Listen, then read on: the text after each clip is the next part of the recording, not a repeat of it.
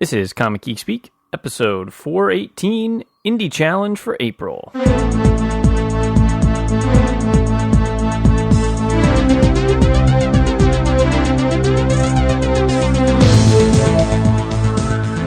Welcome to Comic Geek Speak. I'm Brian Deemer, and this episode is sponsored by InStockTrades.com. If you're on the market for some trade paperbacks, hardcovers, or manga, just go to InStockTrades.com and you can save up to 40% off. And if you order $50 or more, you'll get free shipping. How awesome and easy is that? Just go to InStockTrades.com. Okay, so this episode, Indie Challenges for April. We have Sparks from Catastrophic Comics. We also have Strawman #1 from Zenescope. And then we're also looking at A Dummy's Guide to Danger Lost at Sea from Viper. So we're going to start off with Sparks from Catastrophic Comics. And Sparks is the brainchild of William Katt, who you all know as the greatest American hero. How awesome is that? So we're going to talk to William Katt. And we're also going to talk to the writer of the story, Christopher Folino. Sparks is set in 1948. Sparks centers on masked vigilante Ian Sparks, who discovers that the price for being a hero is much too high. It's a dark, relentless story about self-discovery, heroism, failed lives, and redemption. It's 8 issues, 32 full-color pages, with a cover price of $2.99. So, on the website, there's a quote from Bill that says, "This has been a lifelong dream to be involved in my own line of comics, and now I'm putting my money where my mouth is." So where does your love of comics come from? Oh, God, as a kid? Yeah, where does it all start? At a dime store, riding my bike up to the corner dime store at the corner of Burbank and Woodman, and sitting on the floor for hours, reading through Superman and Green Lantern, and I have to admit it, and don't quote me on this, but Mickey Mouse. Nothing wrong with the Disneys. I'm done. I quit. I know. And have you continued to be a comics fan for your whole life? I think at some point I had, it's like I've never, you fall in love with a woman and then you go away, and you find something else for a while, but I've always come back to it because it is something that's always intrigued me. Just the storylines have always been interesting, high concepts, and the characters are so terrific, and you fall in love with those characters. And Christopher, what about you? Have you read comics in your past? Oh yeah. I mean, I want to just get on the record and say there's no Mickey Mouse in my life. There's same with Bill as a kid. I used to have a best friend who, it must be Disney haunting us, but his brother collected them, and so from the age of 6 until 30, we'd just go to his house, and his brother would have everything laid out from the Superman and Batman issues to the Donald Duck, if I can trump you with Mickey there. But for me, the golden age was just Alan Moore and the Watchmen and the Watchmen, Killing Joke, right, yeah. And then Frank Miller's Batman Year One. I mean, it's always been a wonderful thing, and I agree with Bill. It just becomes one of those things where you start having your own family, and you're now spending money on the Wiggles instead of your true love. But then when you get your allowance, I think Bill and I just went down to our local comic book store here just recently, and Dennis is someone I always loved from when he started Powers, and just picking up Daredevil and trying to finish off where I started years ago. So yeah, it's been and that's one of the reasons why when we did the movie together, Gamers, we hit it off pretty nicely, and we started talking about doing some other projects together, and this has been like the last 2.5 years. We would meet at Starbucks twice a week for hours and just start talking some stuff, and that's kind of how through the story. Yeah, we didn't start in a garage, but we did start at Starbucks. Yeah. Well, that's the modern day equivalent of the garage. Yeah.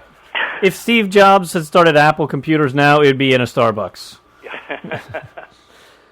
Now, so Bill, you said that it's, you've been reading comics your whole life, but just now you finally, or a couple years ago, you started having the discussions. Why did you wait this long to create? Well, I tell you, I've written many screenplays, both co-written and written separately, and I've written theater, and was a minor in college, writing and music and writing, and I like story, short stories and in long form stories, and I don't know, reading, getting familiar with the Watchmen, Alan Moore and Dave Gibbons, and you read some of the stuff out of DC. I'm a real fan of Nightwing, and you want to try and emulate and pay homage to some of your heroes, And I love the fact to try and tell a story in that form, which is so different from a screenplay. A lot of it too. Just to jump in there because I'll take your spotlight because I don't give a damn.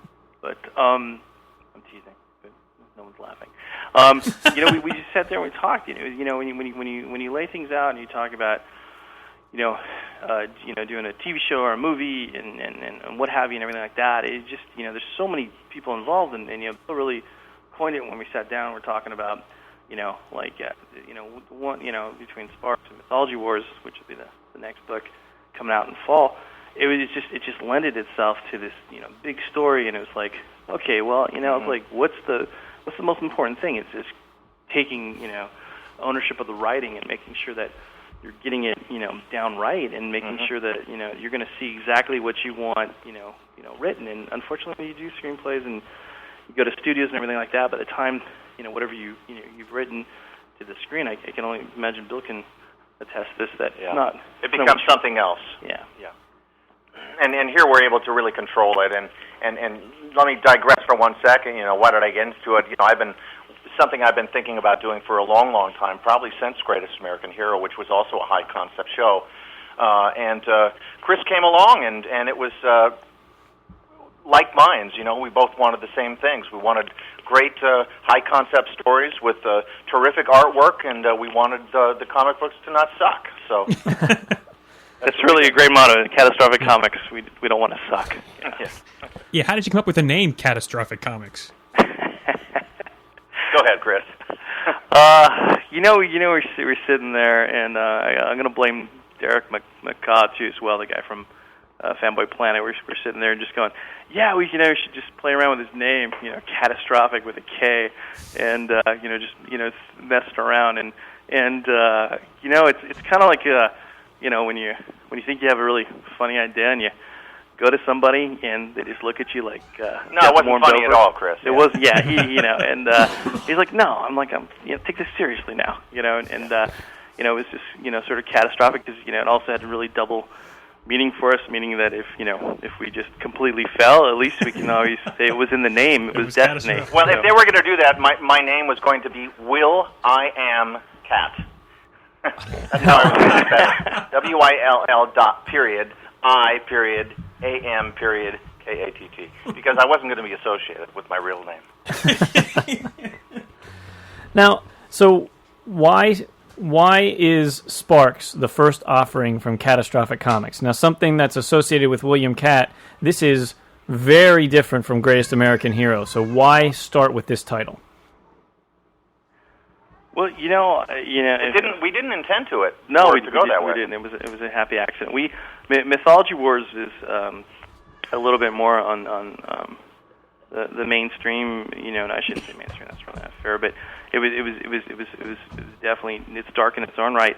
But what happened was because of caring about the quality that you do what you say and say what you do and mean, and it was just, we had Sparks as the second story, and Mythology Wars, honestly, if we told you how many artists we went through, you would laugh at us. But we literally... Every mistake that could be made, we made. Yeah, and so Sparks was one of those things where we didn't make a mistake. We found J.M. Ringette, and he is, he's on issue number 5 right now, and it's been, smooth sailing, and it went right. So it was like, okay, you know what? Everyone's expecting, Bill Katt is, greatest American hero, thing, and it's like, you know what? The guy can tell a story. We sat there for 2.5 years talking about stories, and it's kind of like, you know what?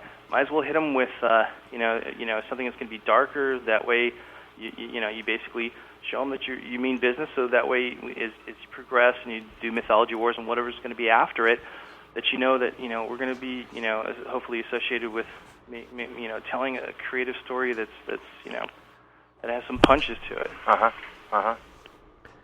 Now this is set in 1948. So are you fans of Golden Age comic material? Well, I have always liked that, the Raymond Chandler novels and that kind of thing. So I think it suited itself well to put it in the Cold War era. It's just one of the things with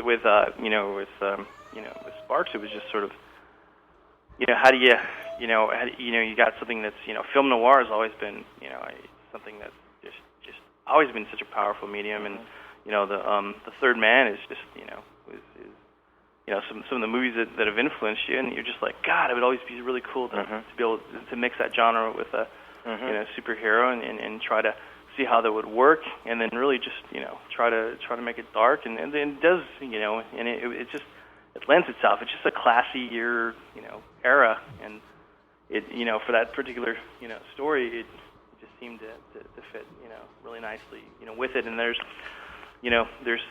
some things that we have running in there, some ode to some of the music that was back there, and it was just it's just really a prettier time. So that's you just fancy yourself standing in the doorway in the shadow in the Third Man, right? Exactly. That's some of the best lighting you've ever seen in a and you don't, unfortunately we live in the Star Wars digital era where everything's green screen, and it's like it's a shame because still to this day Empire holds everything, and to me, and it's just one of the everything's on sets, and but I mean back then, just guys like Edward Dmytryk, who helped start film noir. That's just hearing those stories. You're just like, God, wouldn't that just be awesome to be able to get artists who can draw that way and keep that emotion and era. It's like, yeah, do it, and then it's just you're limited to your storytelling and your imagination then, because once you find the artist guys. But you weren't as, but it's kind of a modern spin on those tales because paying homage to that era, because we're able to be a little bit more neurotic with the characters, and of course, you weren't able to do that then. Yeah, I was just going to mention, I got to see the 3 preview issues you sent us, and it was kind of dark. I mean, you mentioned that in the solicitation that it's a dark tale, but yet it's kind of dark. I was kind of, wow, this is not what I expected when I said, oh, it's 1948, but yeah, really. You can tell Bill really didn't, he didn't really keep the Mickey Mouse. No, he didn't. Stuff in the back of his mind. He just, I don't know what happened between the 80s. Something must have happened. So. But yeah, Sparks is on an interesting journey. It's interesting where we meet him and we get a little backstory, and yeah, it's not what I expected when I saw William Katt. But yeah, can we coach on that? That would just be great. How Bill would put that in the front of the way. I like that. Yeah, we're going to quote that. Not what we expected.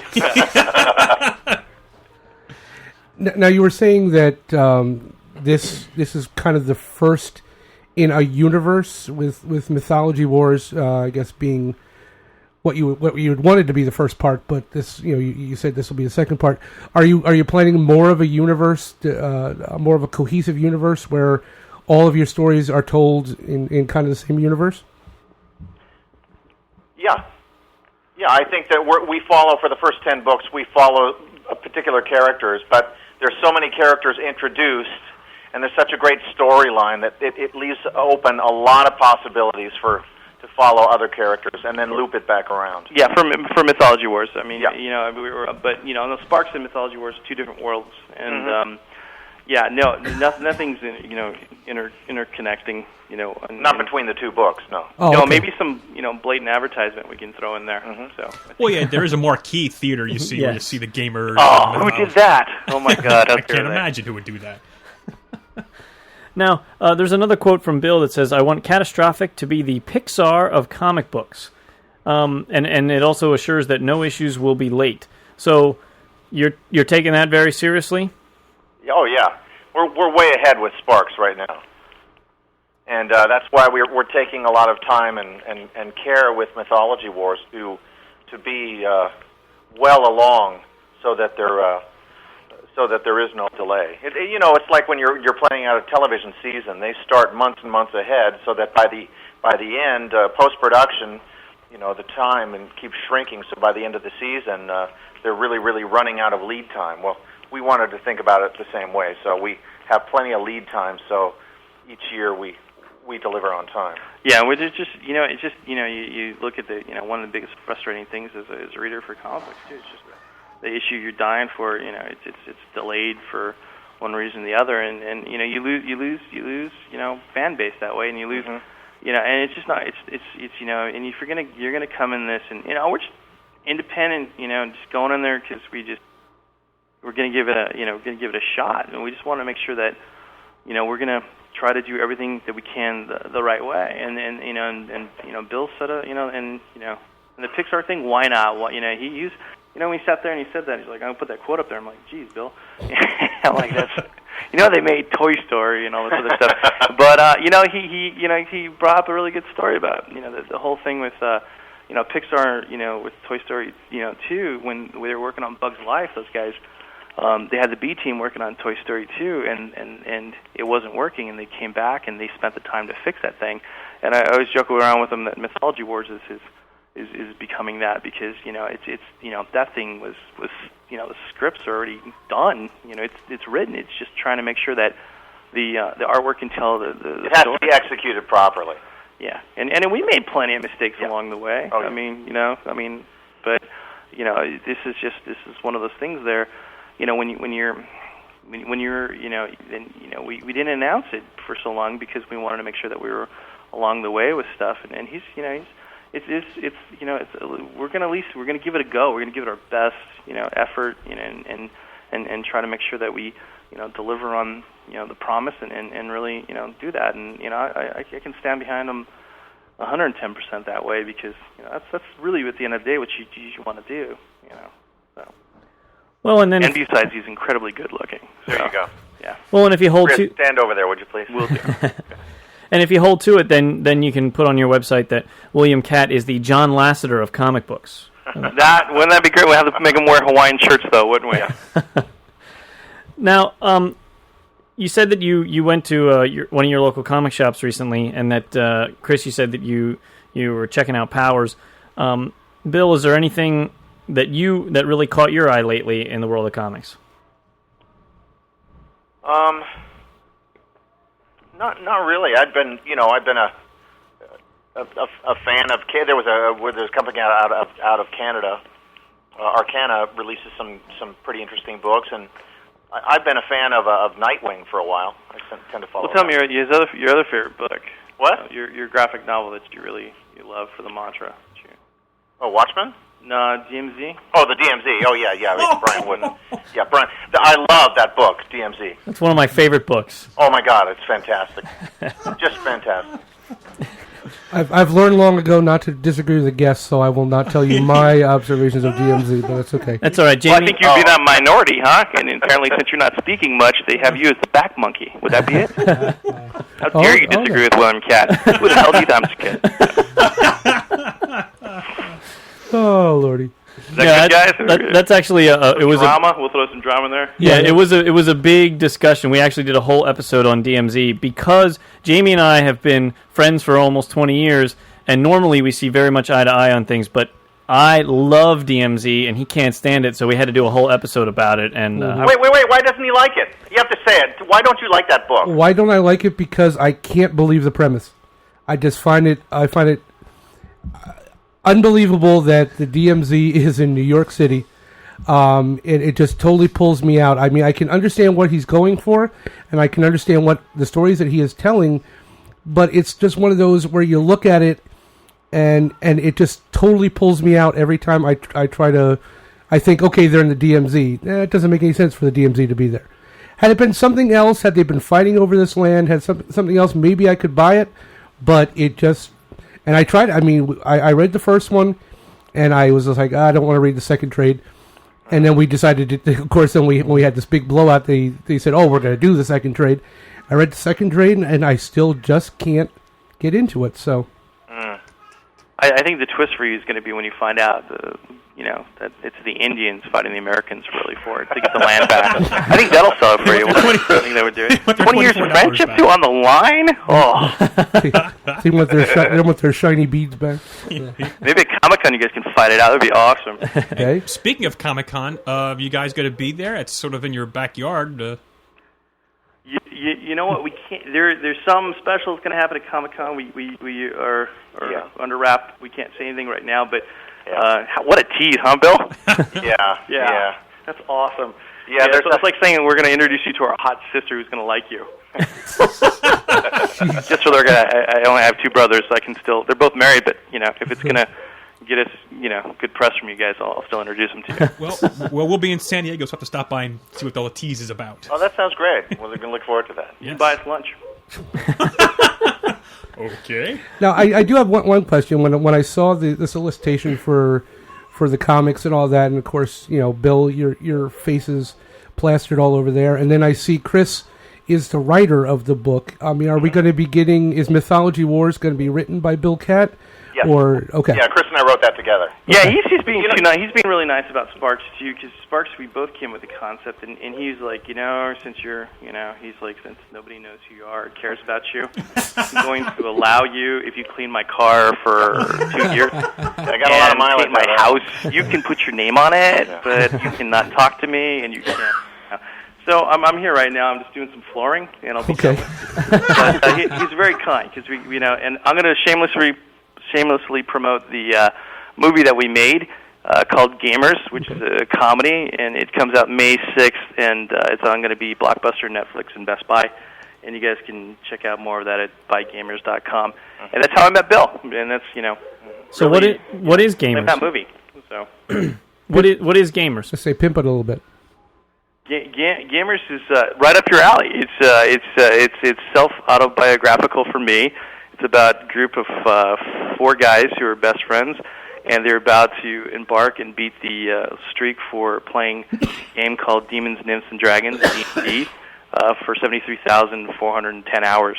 So it is a mockumentary comedy, which stars William Katt and also has appearances by John Hurd, Home Alone 2 and 1, and then also Beverly D'Angelo and Kelly LeBrock. Yep. Jeez, good Lord.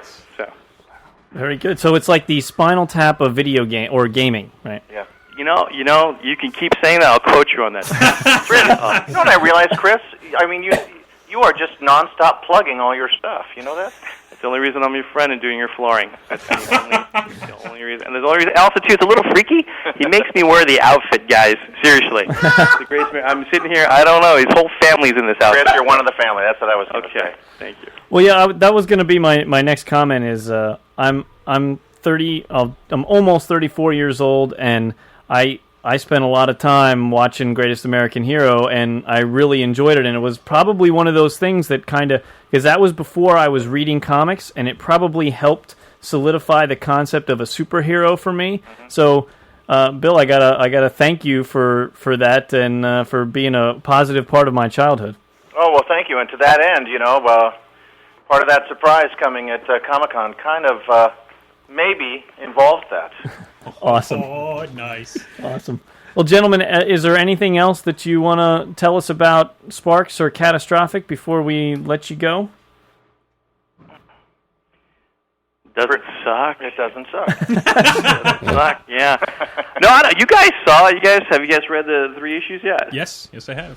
I got a chance to look through them. I will admit, at work today, I didn't get a chance to really read them. But what I saw, I really did like, and it makes me definitely want to go out and get the book. The artwork I thought was very nice, very like you said, very creepy and dark. And the pages I did get a chance to read made me want to finish it. So yeah, the artwork is beautiful, and I guess the artist is also working on another book from Image called Transhuman, which is written by Jonathan Hickman, who is like the it writer of the moment. So that's seriously. So there's one degree separation from Hickman. So there you go. Go buy Sparks now. There you go. All the Hickman fans have to buy them. Yeah. Well, the artwork is absolutely beautiful, no question about it. Well, good. Well, great, guys. Hey, it's really terrific to talk to you. I hope we see you at Comic-Con. Oh, sure. Well, I'll make sure we stop by. Great, guys. Well, thank you so much for joining us, and we wish you all the best with Sparks and Catastrophic. Okay. Thanks a lot. Cheers. Right. Have a great night. Thank you very much. Bye-bye. Bye. Awesome. That's a nice... Cool. That's it's fun. I mean, I was actually being very sincere there at the end, because I have very fond memories of watching that with my grandfather, and just... I can picture the living room at my grandparents' house and laying on the couch at like 8 o'clock, in my pajamas, because what year was that show? Was 81? I think to 83. Yeah, so I was 7 through 9 or whatever, and that's prime time for being mesmerized by a superhero like that. If I remember correctly, it was Wednesday night. I don't know why I remember it being Wednesday night. Really? That was sort of in my wheelhouse as well. Yeah. I was ages 2 through 4, but I do still at least have vivid memories of the opening sequence with Bill Katt flailing all over the air. And how great is Robert Culp in that? I love Robert Culp in that show. Do you a trivia question for you, Mr. Pants? Yes, do you sir. know what his original name was and the event that caused him to change it? I think we talked about this. So there was Ralph Hinckley with the Reagan assassination. Yep. John Hinckley had to change the name. Yep, they changed the name from Hinckley to, I can't remember what Handley, I believe. Something like that. They used to then just call him Mr. H. Yeah, Mr. H, yes. But yes, remember that show fondly. Yep. Love the theme song. Oh, yeah, great. One of the best theme songs. Joey Scarborough. Best TV theme song. One of the top, mine were my top 5, absolutely. Yep. Another bit of trivia. Joey Scarborough also recorded the theme music to It's Flash Beagle, Charlie Brown. Okay. Nice. How can you go wrong with this? You can't. I had this on 45, and I think I still have it. Really? That's awesome. I have it on cassette. Every now and then we get a tape in the store for the in-store music, and this is on it. I'm around the store singing this like an idiot. A lot of people are like, "Who is this? Why are you singing this song?" It's like, I can't help it. What's kind of depressing is, I mean, I'm almost 34. I'm not that old, but I was telling some of the guys at work today, I'm like, yeah, we're going to be talking to William Katt, and no one recognized the name. Okay, he's not a mega movie star. And I said, Greatest American Hero, and a couple of guys were like, yeah, and another guy standing there going, what? I'm like, Greatest American Hero. I'm like, it was on in 1981. He's like, I was born in 1981. Oh, don't you hate that? And I'm just like, all right. Yeah, now I feel old. Yeah, exactly. One of the greatest things, first year we went out to San Diego, I'm pretty sure, was when they were releasing the Greatest American Hero on DVD. Yep. And they had those big buttons. Yes, oh, yeah. I have one of those, too. I still have one. Oh, I should wear it to work tomorrow. I freaking love that. I mean, I kept walking around and just grabbing another one. I'd walk around again, grab another one. I think I gave them like 6. I think actually they released a version of either the whole set or season that had the cape with it. Okay. I didn't get it, but I wanted it because I already had the first disc. So I know I bought the first season. I haven't gotten around to getting the rest of them yet.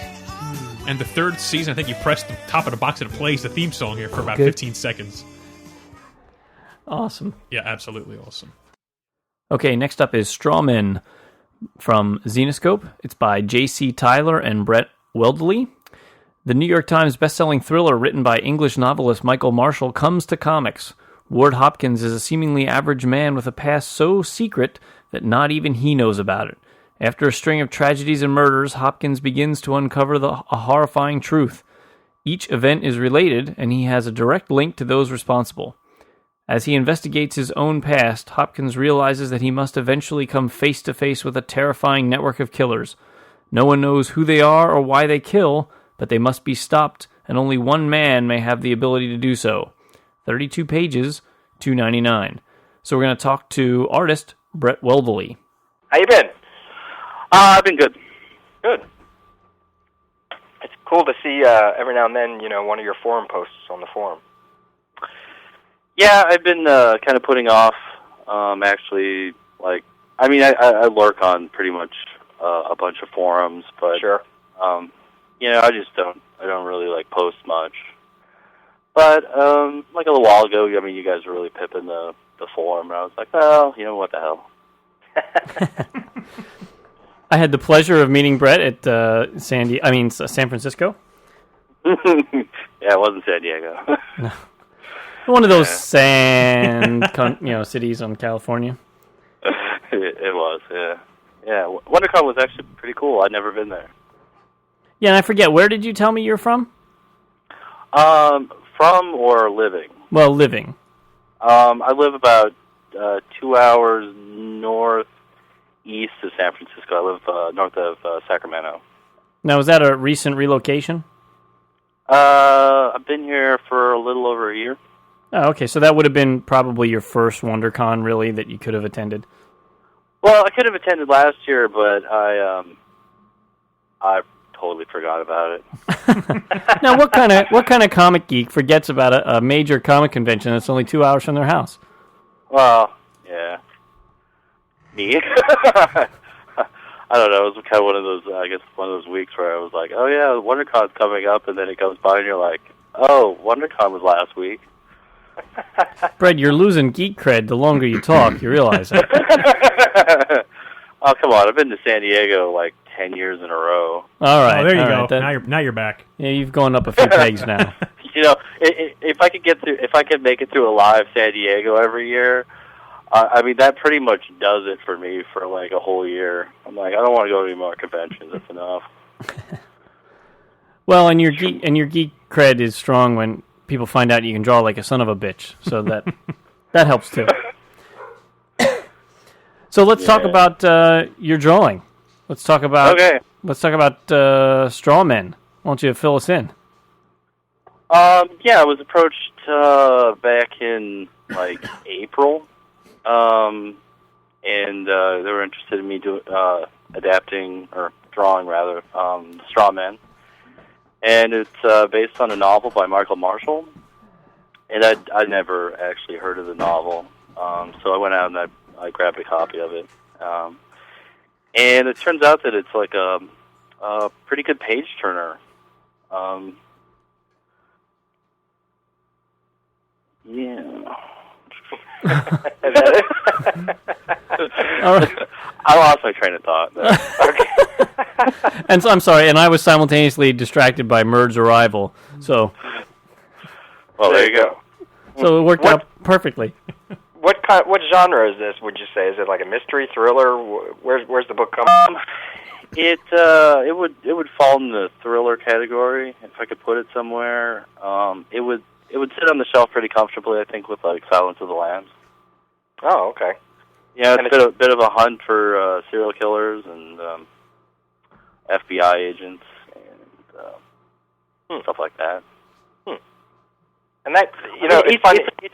It's a hard book to actually like talk about without like giving up all the goods. Right. And they've actually the copy and previews is actually pretty smartly vague. Because I actually read the back of the novel this morning, and I was like, well, I was looking for stuff to like talk about it, and I was like, well, that kind of gives away like some stuff, so I didn't know if I want to go there with it. It suits your artwork, though. I mean, like it seems like some of the stories that you are on, they're like sort of like on the edge type stories, and I actually wanted to ask, how do you keep, unless you're just such a fan of that kind of all those kind of thriller, horror, mystery, dystopia kind of like genres, how do you keep invested? How do you keep your artwork evolving? How do you stay fresh? Well, it turns out that I am very interested in horror. In fact, that's my favorite genre, and probably the least genre I've actually worked in. But I've been always inspired by that, the darker type of work, and I'm pretty happy to be actually working on this type of stuff. Do you have like you have something in your childhood like Silence of the Lambs that makes you interested in this? Who is Fred? No? Nothing like that. I mean, oh, okay. Just checking. You were never trapped in the well of a maniac? I grew up loving horror. Like, I started reading Stephen King at an early age, and I always liked horror movies. And all the great '80s classics I grew up with, and it's. And when like Dark Horse started coming out with all the licensed properties in the late '80s, that's what kind of re-energized my interest in comics a lot. Like with the the Predator, Terminator, Alien stuff, and that's kind of what I've always kind of wanted to do, and it's kind of cool that there's sort of an environment where I can do that stuff sort of off the beaten path and still make a living at it. Cool. Hey, I got a bunch of old Predator comics if you want. I've got them all. Oh, damn, I can't get rid of those things that saved my life. Oh, come on, it's classic Chris Warner. Can't go wrong with that. I remember for a time I was buying all that stuff, Aliens versus Predator and everything, and all those Predator series, and then I looked back a couple years later and went, why the hell did I buy these? The movie wasn't even that good. I don't know. I got sucked in somehow. Them's fighting words, man. He's not that good. Come on, Jesse Ventura with a Gatling gun in his hands. Come on. It was awesome. Come on. I ain't got time to bleed. Come on. I mean, I'll give you the second one, with Danny Glover, but the first one was, that was unique, I thought, at the time. No, it was cool, but, it wasn't like a phenomenal movie. Right. Classic Schwarzenegger, man. Yeah, it definitely was. And they were always crossing over into, like DC and Dark Horse always had those crossovers, so I was... Oh, man, I just put Batman versus Predator on eBay just on the weekend. Yep. Yeah, I don't think anybody's going to buy it. I think I wasted 15 cents, but I'm hoping. I even Oh, go ahead. I was going to say, speaking of movies, and we're already off on a tangent, but what do you think of the casting announcement of Bruce Willis for Surrogates? That made me, happy to no end. I thought it was just absolutely brilliant. Brilliant. I love Bruce Willis. I've always been a big fan. And the morning I woke up to see that Newsarama thing, I was just blown away. Then I thought this movie actually might be made. So, well, yeah, when they cast somebody, that usually means it's happening. Yeah, that's a pretty big step forward. I mean, you can't wake up or you can't see the news on any particular day without seeing a few things being options. Right. And an option really doesn't mean a whole lot in the grand scheme of things. I mean, if you actually look at the number of movies that actually have been made that have been optioned, is very small. But when you start adding big cast to things, you're like, wow, this is possible. So we get to talk to you now before you're Mr. Hollywood. Yeah, right. Yeah, well, it's actually supposed to start filming 2 weeks from today. Awesome. Which is also my birthday, so happy birthday to me. Yeah. Now, have they do you think you'll be involved in any of the art stuff? I mean, this is you're already sort of testing ground with Southland Tales with all the work that you did with that and the movie and now the DVD, and what about with this one? No, I don't have any involvement with it. In fact, I don't really know all that much about it, other than what's been reported. But we are working on Surrogates 2. Right. Flesh and Bone. Flesh and Bone. Yeah, they'll be out probably the middle of next year. And so we'll have more Surrogates material available for when the movie hits. I'm just kind of curious to see when the movie does happen or whatever, how much of my art plays in the movie, design wise, and I mean when you have Frank Miller's 300 or Temple Smith's 30 Days a Night, and how much the art really represented what finally happened. I'm curious to see what they do with the visual aspects of the film. It kind of sucks that you can be so lucky as to have one of your properties actually turn into a major movie, but yet one of the reasons why it might have been picked is partially probably because of the art, and then they don't even have a conversation with you on the phone about how the art should be used in the movie. It kind of is a wacky disconnect that kind of sucks. Not really. I mean, it's it's a totally a different thing. They go off and they hire people that are that have backgrounds in conceptual design and stuff, and I don't really have that kind of background. So yeah, but you conceived the design. I mean, what Yeah, but I mean that can be very well like a jumping off point for it. I'm just curious to see what they do with it. I mean, I'm actually more interested in seeing them do something with what I did than me doing something more with what I did. I mean, I don't. I was just the work for hire artist on the thing. I didn't create it, so I don't really have that kind of leverage on it.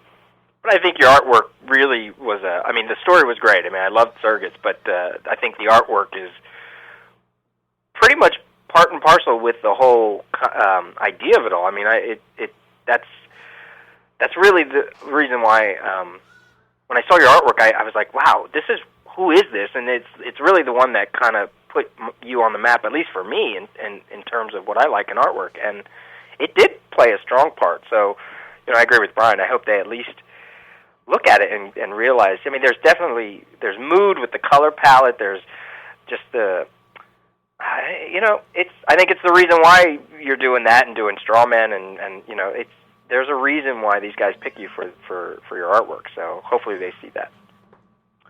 Well, I feel pretty comfortable with the choice of director Jonathan Mostow and his work. So I think it's in pretty good hands. I mean, I didn't have any problems. Well, it at least would have been nice to get a free trip to L.A. to to sit on some meetings and talk to some artists for a half an hour. Well, yeah, it'd be actually more fun to make a set visit. Yeah, well, that's true.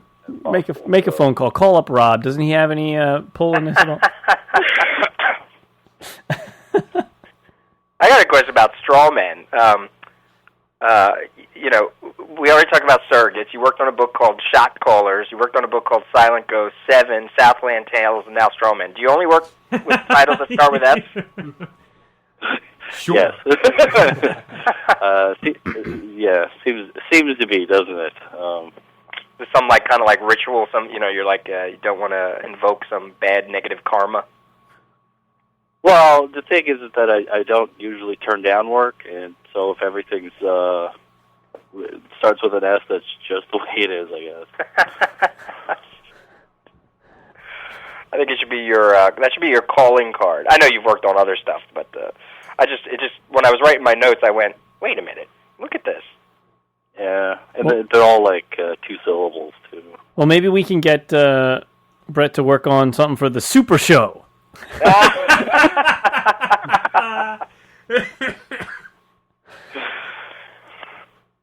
Yeah, I don't know, I'm kind of busy. I was going to say, we're trying to pimp his work. We're not trying to. I couldn't resist. I was trying to think of something we were involved with that started with an S, and then I remembered Super Show. Oh yeah, that. Yeah. It does seem that they. I mean, I don't know how much material you've done for Strawman yet. No, I saw it on your MySpace. You said issue 2. I think you're working on, right? Issue 2's done. Okay. I'm working on Surrogates now. For the second being. Okay. Because I haven't seen I'm dividing my time between the two. Haven't seen much promotional work for Strawman yet, outside of some blurbs or So I didn't know if they were keeping wraps on that or. I don't know what they're doing. It's not my department. In terms of I just turn the book in and. Leave it to them to promote or whatever. You doing anything? I do what I can on my on my sites and stuff, but right. And I haven't actually gotten around to doing any of that either. You doing anything different for this, or in terms of like your art? Are you approaching it differently at all, or something that maybe kind of, when you read the novel, go, oh, you know what, this might be fun to try to do this, or... Well, I had a considerable amount of time off from doing comics after Southland Tales, and I spent a lot of time developing a new process and a new workflow, and some new tricks that I was learning, watching a lot of videos from various concept artists and stuff. And so it does have, like, my new work does have a different look than the Southland Tales circuit stuff. I mean, it's not much different than what was in 7. But I mean, it's along those lines. But I'm pretty happy with. I mean, I think my drawing's gotten a lot better since Southland Tales, and it's kind of hard to look. I mean, that's true of like just about any artist, though. It's hard to look back at anything without going like, oh, can I just redraw this book? You know. When you say better, though, I mean, it's not like you're going for, any kind of realistic anatomy, or you're more. I mean, I don't know. It seems like you're more interested in creating mood as opposed to creating like detailed imagery. So what do you mean when you say better than Southland Tales?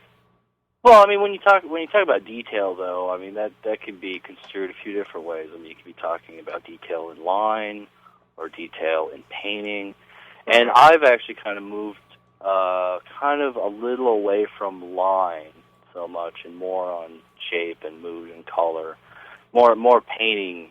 But I mean, line is still very much like an important shorthand. That's easier to use than, say, straight painting. Is also quite a bit of a time saver. Sure. When you're trying to do a monthly painted book, no less. So you kind of make artistic concessions when you're trying to work like that. So it's not really too different. I mean, I'm kind of working these little things in as I go, because you have to be you have to use what you know is going to work month in and month out, day in and day out when you're working on something, so you know you can hit deadlines and stuff. So I mean, I'm just gradually working in more painterly techniques, more textural stuff, definitely more textural, and pretty much moved exclusively to Photoshop at this point. Oh, I'm also doing, I'm also doing. I've developed a use for. I don't know if anybody knows much about it, but it's a free 3D program called Google SketchUp. Mm-hmm. Yeah. And it is phenomenal for using it as an art resource. It's very easy to learn. I mean, I've tried many times to learn 3D programs, and there's such a steep learning curve on any of them that I usually just kind of give up on it. But this one is very simple. You can set up very simple shapes and light them. So it's very easy to work out perspective very quickly. There's a wonderful group of users that do a lot of building for it, and there's not like a reference thing that I can come up with, or that'll show up in a script that I usually can't find on there. That I could put it in perspective, figure out how to draw it. You're not relying on like Google Images to find reference for things. I mean, you can really use this stuff in a very functional way, like cars, or buildings, and whatever, and light everything and figure it out. So that's been a huge help in getting my workflow faster and better, more informed, better informed drawing. You said Photoshop, so you don't do anything with paper? No, I still draw everything. Oh, okay. But I'm sort of drawing less, doing more in Photoshop. I was using Painter quite a bit, but I've moved to Photoshop for all of the post-production painting. I can't draw with a tablet like some people can. The way I hold the pencil isn't really construed to how those work, but I do color with a tablet. So. It definitely seems like that seems with people. I mean, I don't even know what the name of like the type of artwork that you do, and other like more expressive artists do. But even like what Sienkiewicz was doing. Who else? I'm trying to think of other people that have that like painterly quality to them. But it seems like a lot of them are moving digital, and I wondered if that. Do you lose anything? It's going to sound weird to say, but do you lose anything emotionally because you don't feel the work go across the page? Everything's digital, so you're seeing the stuff happen on the screen, but you're not necessarily feeling it.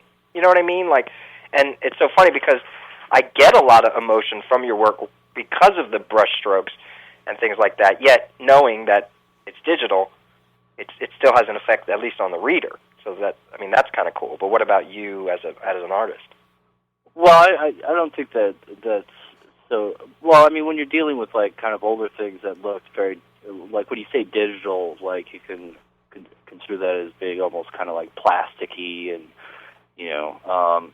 but you don't really have that problem anymore with some of the stuff like the brush engine and Photoshop, where you can turn anything into a very textural brush, or and that's where the emotion comes from is more in the expressive lines and the brush strokes and all that. So I don't.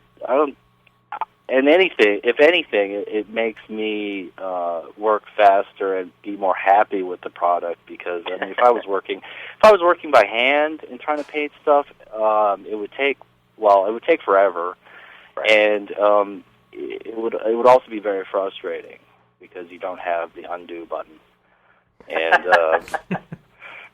it never fails when I'm actually working with real paint that I screw something up and I'm like, oh. Gotta start over. Oh, so yeah. So I can't. I don't even have the patience to work with real paint anymore, to be honest. And there's some really great techniques, like with speed painting that these concept art guys are doing, that give you some really interesting sort of happy accident results that I'm really enjoying working with. I was thinking of that old, or not, it's not old, but Ed Harris did a movie on Jackson Pollock, where he's like, standing there on it with a white canvas and just slapping paint and just throwing it around, and you're getting all covered in it, and just wondered if that was still part of your process. But it sounds like it is on some level, still there. Yeah, I mean, I don't do anything differently than I would with real paint. I mean, the process is the same. Mm-hmm. I mean, the means to the end is the same. And I mean, if you can fake paint, digitally, then no. And at this point, I mean, it's really hard to even tell the difference. I mean, I used on Surrogates of Southland Tales, like I used a watercolor texture that I made within the art. To kind of further help the notion that this is painted, but I don't even do that anymore. The technology has gotten so good, or I've learned more about it. Now, what about Strawman? How many issues is this in for? And you started to mention a few things that if readers know one thing, they'll like this. But I wondered if you could. Is there a movie that sort of comes to mind when you read that novel or anything like that? The book itself is going to be 12 issues. Oh, cool. Yeah, it's a big one. And I mean, I'm thinking of just like all your basic kind of hunting for serial killer thrillers out there. Can't really name any off the top of my head other than like Silence of the Lambs, like I said. Right. Yeah. I don't know. Well, it looked cool when I saw the promo, the whole hand, and it had like a bunch of humans. It was like almost like a throwback to that old JLA cover with Felix Faust and the Justice League on each finger, and it was creepy and weird, and it was as a promo, it did its job, definitely. Yeah, I didn't have anything to do with the covers. That's David Seidman. Mm-hmm. It was their art director, and he's really good. He did all the 7 covers too. Cool. Yeah, and that's kind of indicative of kind of the tone that the book is going to have.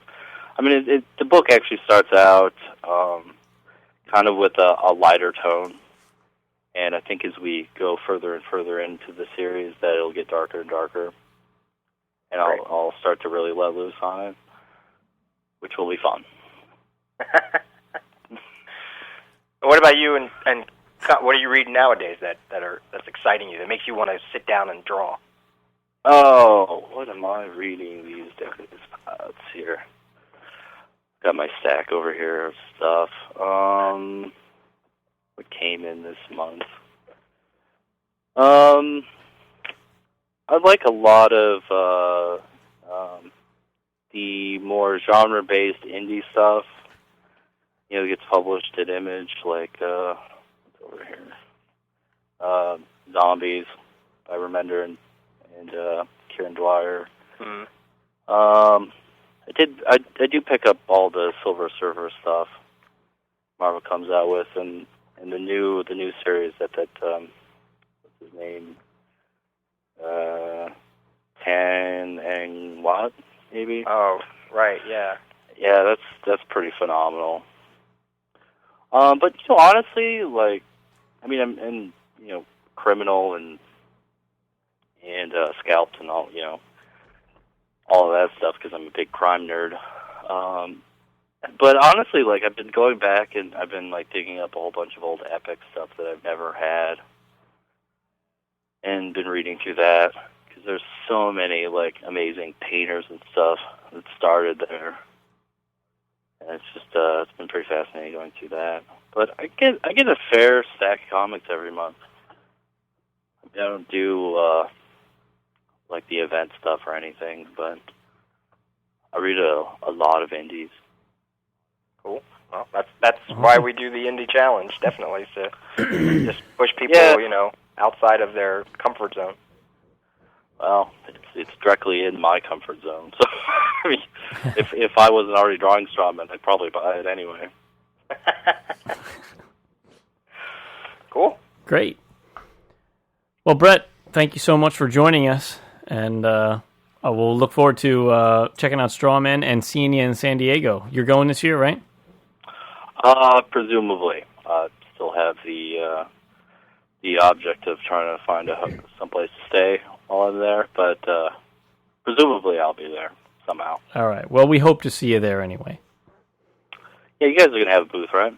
No, but we're all going to be there roaming around. Yeah. Yeah, gotcha. And people can go to Brett Weldele, Weldele.com, WELDELE.com, and you can go check out, if you don't know his work, some fun galleries up there, and it's some good stuff. Yeah, thanks for having me on, guys. Sure. You bet. All right. Well, have a great night. Yeah, you too. All right. Bye. Bye-bye. And finally, we're going to take a look at A Dummy's Guide to Danger, Lost at Sea from Viper, with writer Jason Burns and artist Joe Eisma. So the first question I have is, which one of you plays the role of Alan and which one plays the role of Bloomberg? Well, I do like to carry Joe around quite a bit, so...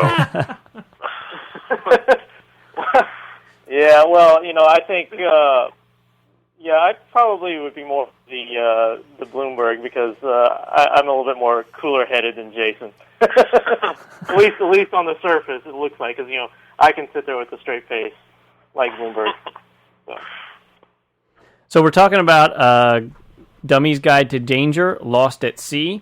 So the first series went over well enough that you were able to do a second? Yeah, actually, actually, the first series went really well. We collected in the trade, and then we picked up more readers from that. Actually, at the time when we originally moved forward with A Dummy's Guide to Danger Lost at Sea, it was actually set up with New Line Television for a TV series, but New Line got basically dissolved inside of Warner Brothers in recent months. So we're actually going back out with the series as film now. So it was good. It was well received on the comic side as well as on the Hollywood side. So we decided to move forward. Fantastic. Now, I read the first issue of the second series before I read the first series, and I think the introduction scene there where they go into the doctor's office really sets up the whole characters. I think that was very well done, and you don't necessarily need to read the first series to know what's going on in the second. Thank you. And I think from Joe's perspective, it was kind of hard because I just covered up all of his art with word bubbles. So. Well, I kind of look at this as maybe this is my prep for maybe one day working with Brian Bendis or Chris Claremont. Yeah, that was sort of the goal, though, was to sort of let people jump into the series without having to read the first. If it was something, if somebody saw it on the stands and they could pick it up, they could essentially jump in without being tied to the first series. Well, mission accomplished. So, Joe, your artwork, do you do this traditionally on pen and paper, or do you use a computer? What's your choice? I don't use any paper. My other job that I do is in video games, and I do I do everything, on the computer for that. So, Dummy's Guide, I use the same tool set as I do in my game work. So, I drew everything with a tablet and Photoshop, so there was no paper involved. Cool, and that works out well for you. Does it? Oh yeah. Does it help your speed? Oh, absolutely. I mean, for one thing, I'm left-handed, and when I draw on paper, I smudge everything. So this was kind of nice because I can get, if I work digitally, I get really nice, clean artwork, and I don't have to worry about smudges. And, I ink my own stuff this way, so I kill two birds with one stone in that regard. And, I can get my stuff uploaded, to the publisher, really fast because I don't have to scan anything in. So, yeah, it definitely helps speed-wise. And if we can look past the printed copies, it actually makes Dummy's Guide to Danger a green comic book. Again, minus the printed copies. And if we can look past the power-hungry processor his computer is using to keep Photoshop running. Yeah, exactly. Yes. Well, I do have my cats in the house on little treadmills that do my electricity. So that's good. I'm just kidding. So one of the things that I thought was hilarious in the new series was that Muppet bitch is staring at me. So you just couldn't resist, huh? I, as a longtime Muppet fan, I actually have the cast of Muppets, these mini busts in my office. I figured I'd give them a slight shout out, though not in probably the way Jim Henson would have liked it. Yeah. Now, from my I really enjoyed this series more than I thought that I probably would, and what I've read so far, obviously. But I like the fact that we as readers, we don't know if it's really a multiple personality disorder or if this is some kind of magical puppet that's really alive, and I think that's great that you're keeping us in the dark on the joke, or the result or whatever.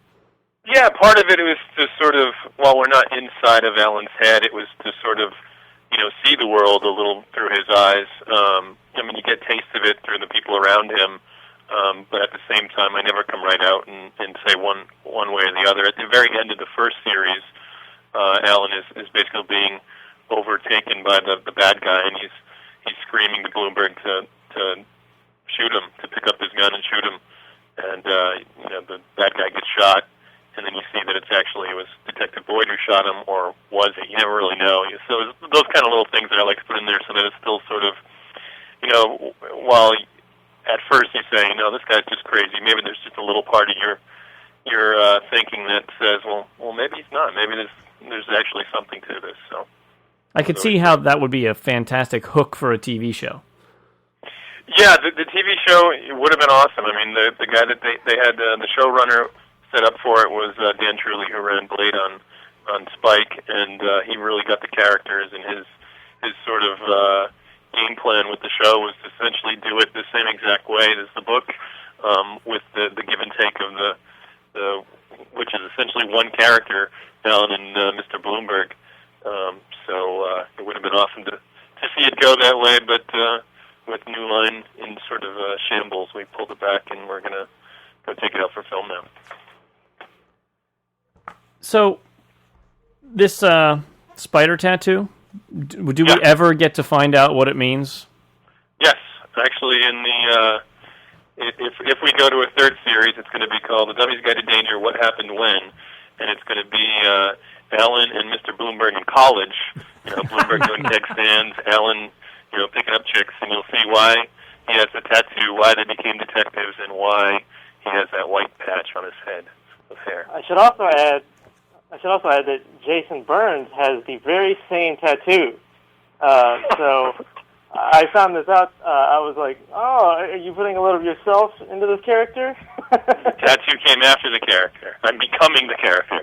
Oh, boy. Do you have a white patch as well? I have a whole bunch of white. It's not just a patch. So I had a buddy who just had that one little spot of white hair. It was so weird, and he's only in his early 20s, and he still had it. Yeah. It's actually I did a little research on it. It's actually for people who have it their whole lives. It's actually a birthmark on your scalp. Huh. We're teaching. See, that's good learning. Learn as we go. Comics in the classroom, right here.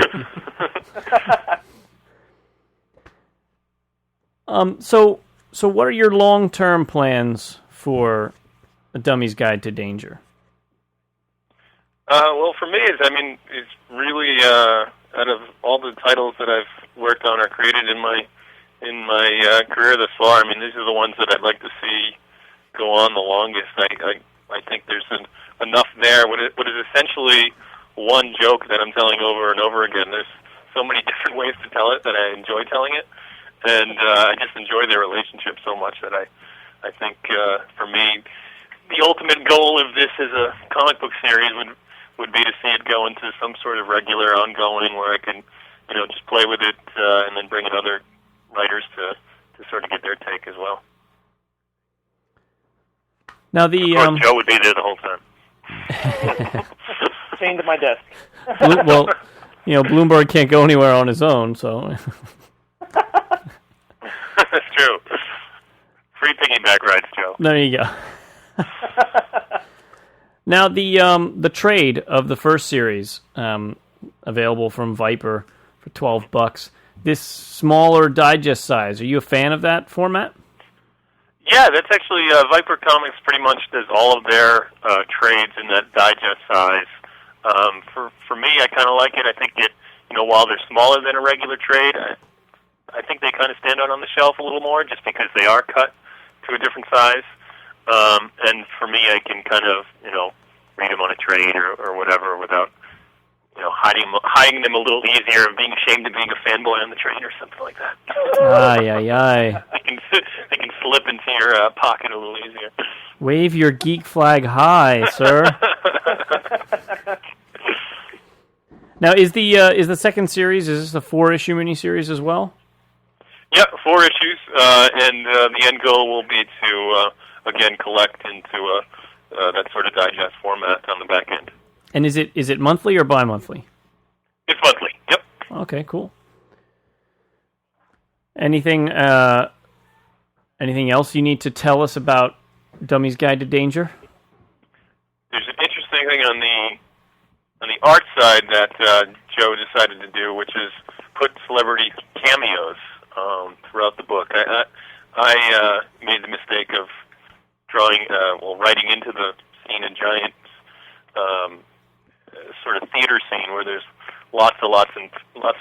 for Joe to draw, so he decided to put some cameos in there that people can have fun with and see if they can find. Yeah, well, I figured Brian Hitch can do it on the Ultimates, so why can't I do it? So I snuck in all these little celebrity cameos, and I tell people if they see me at a con and they can spot it first try, I'll give them a free sketch. So tell me who it is correctly. But I will let the cat out of the bag on two particular cameos, which are myself and Jason, guest starring as victims of the killer in the book. So that was probably my favorite set of cameos to put in. Self-indulgent bastard. Now, yes, well, I think your murder scene was probably much more elaborate than mine. Yeah. Now, what I really want to know is, in this new series, is this just you acting out some sort of bizarre Love Boat fantasy? That's the second Love Boat question we've gotten. I think. Yeah. You know what's funny is that it actually came from when the first series was going to print. I was actually on a cruise, and I thought, what a great place for a murder mystery to happen because you can't get off the boat. So I basically collected anything I could from the cruise, all these, the silly little programs that they slip under your door and whatnot, and took them all home with me, and then wrote the second series. Now, have you ever done any of the murder mystery things where you go to dinner for someone's house, like How to Host a Murder or anything like that? Yeah, I went to one at a comedy club, actually, which was a really interesting dynamic, because you got comedians on stage, and then the lights would go out, and then somebody would be dead. And then they just go back to telling jokes. But I've never been on a cruise one, so... I always thought that would be... I've never participated in one. I always thought it would be fun. I tried to write one time, and I was not having any luck. And then I found that there are people on the internet who will create a custom event just for you. You tell them how many people, of which kind of sex, and what the house is like, and it's like $400, and they'll write a custom murder mystery for you that you can act out. But I was like, well, we like to spend some money on games, but not $400 worth. So. Yeah. Not that's another lucrative market for you. Yeah, there you go. Ka-ching! There you go. We'll be your trial ones. You write one free for us, and then we'll let you know how it goes. You can use it again. Nice. That's probably what they do. They probably just use the same one over and over again because they probably don't get a lot of repeat customers. So they just change the number of people and That's right. give them the same exact story. Yeah, change the setting just a little bit. Yeah, that would be fantastic. It's a good scam if you can get it. Well, gentlemen, I want to thank you so much for joining us. We're looking forward to reading more Dummy's Guide to Danger and from Viper Comics. And when's the first issue hit the stands? The first issue hit the stands last month, and the second issue will be in stores in 2 weeks. Great, so they can go out and get caught up. Oh, yeah, I'm sorry. I just wanted to add that Jason will be at New York Comic-Con signing exclusive copies of the first issue. If you want to elaborate on that, Jay? Sure, yeah, for all those Boston Red Sox fans out there, there's a limited 212 copies of Mr. Bloomberg in a Boston Red Sox-themed cover that will be I'll be signing at the Double Midnight Comics and Collectibles booth, which is 2702. They're a retailer up in the New England area who basically did a retailer incentive cover. So I'll be out there doing that and just saying hello to peeps. And you'll be doing it at the New York Comic-Con, the Boston Red Sox cover? Or are you sure? Yeah, well, it was originally for the Boston Comic-Con. So we did some there, and we're bringing other ones down there. So I'm gonna, as you said, wear your geek proud. I'm gonna wear my Red Sox proud and go down there. Oh wow! Bring some riot gear while you're at it. Good luck to you, sir. We'll bring you bandages and first aid if you need it. You're not making it out of there alive. All right, guys. Well, thanks so much for talking to us, and we'll say hello in New York. Yep. Sounds good. Thanks a lot. Great. Take care, guys. Have a great night. Aloha. You too. Bye-bye. And thanks for listening. This episode of Comic Geek Speak was sponsored by InStockTrades.com. If you want to save up to 40% off on all trade paperbacks, hardcover, and manga, just go to InStockTrades.com, and if you order $50 or more, you'll get free shipping. So just go to instocktrades.com. If you'd like to send us an email, it's comicgeekspeak@gmail.com, and visit our website at comicgeekspeak.com. To leave us a voicemail, the number is 215-279-8839. And to be part of the most awesome community of comic lovers on the internet, just go to thecomicforums.com. You can also find our recent episodes on worldfamouscomics.com, as well as the latest in comics news, reviews, columns, contests, and more. And as always, we are uniting the world's mightiest heroes, one listener at a time.